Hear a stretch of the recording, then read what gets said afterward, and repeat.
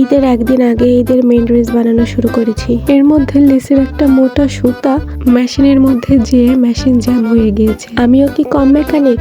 Nut বল্টু সব এবার এক এক করে খুলে এটাকে ঠিক করব।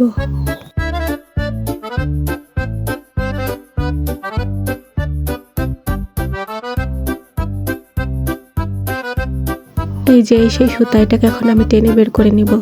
এবার মেশিনটা একটু পরিষ্কার করে নিয়ে নাট বল্টু আবার জোড়া লাগাতে হবে। এই কাজটা করতে যেয়ে নিজেকে অনেক বড় মেকানিক মনে হলো।